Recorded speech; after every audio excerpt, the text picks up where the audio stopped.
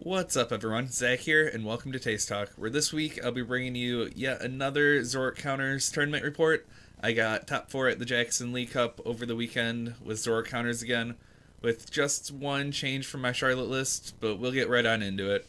So this is the list I used this weekend. The only change I made was I dropped a Choice Band for a Mimikyu. I expected a lot of Espeon Garb, and the Mimikyu can really help with that, and it can still be really good against Bulu. I decided to keep both Sudowoodos because of the fighting energy.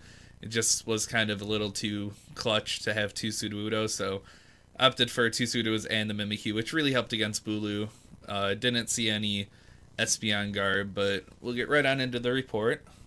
So round 1, played against Zoroark Carnivore, and it was a newer player that didn't seem that confident, but he played it pretty well. He couldn't keep a Ralts down. Every time he played a Ralts down, I would Guzma and knock it out, so he couldn't get the Glades out to deal with my Zoroarks. And from there, I just kind of went on to win. Came down pretty close. I think I set him up to where he had to take an uneven prize, so I came back with the counter energy for the game. So that was pretty cool, pretty straightforward. It's a pretty good matchup for Zoroark. He had Mr. Mime, which was annoying. I couldn't Flying Flip to set up the Zoroark knockouts that well, but the Sudowoodo with the fighting energy just was kind of good enough in that match. And then round 2, played against Dustmane Magmazone, which is another deck I like to see because of the Sudowoodo and the Mimikyu having 3 right back at you attackers is really good.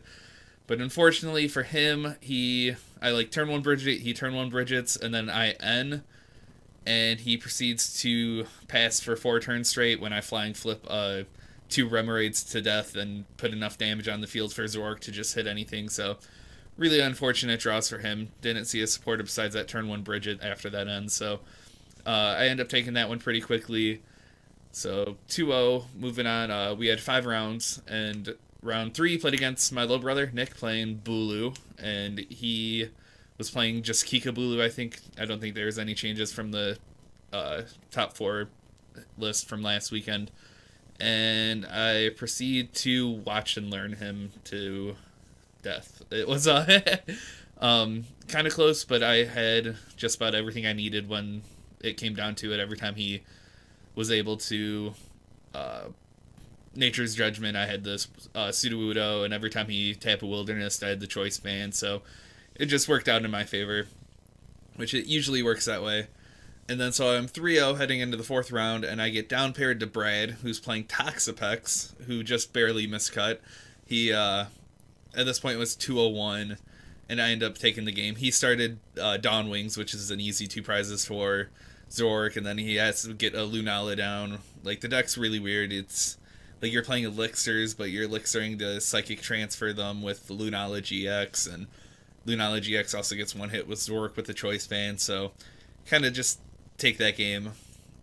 He couldn't knock anything out. The poison only does 10, and he has no way of like one-shotting anything, so end up just going through that one. And then round 5 got an ID.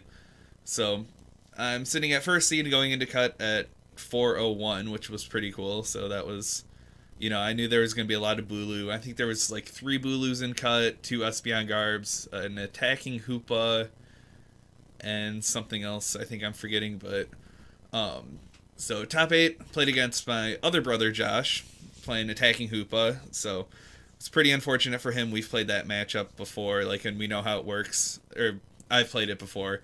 And with the Rangaroo, I can just resource management stuff back in, and he can't really hit me because then I'm going to watch and learn it back. Even if he doesn't knock me out, I have the fighting energy to be able to watch and learn. So play like a 40-minute game 1, it felt like.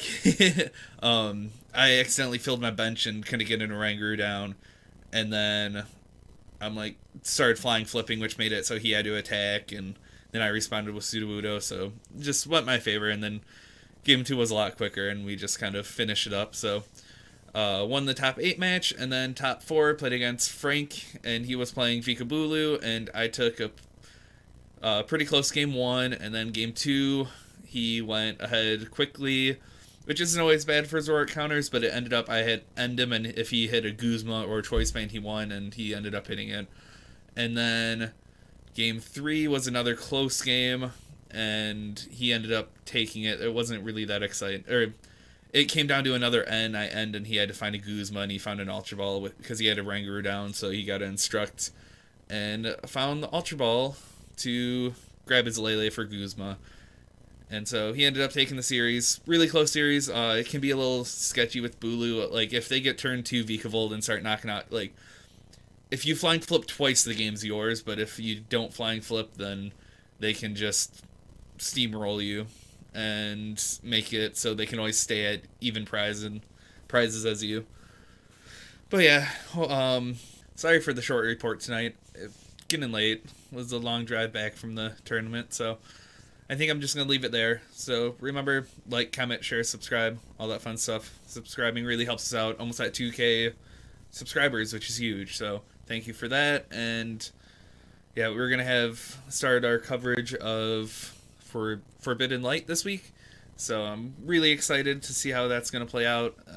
Really looking forward to Madison Regionals will be the first regional that I'll be at with it legal. So that'll be fun. But Toronto Regionals comes first, which is my birthday weekend, which is going to be fun, but probably just going to play Zoroark Counters and not worry about testing this format, so we'll see how it goes. But, yep, later, everyone.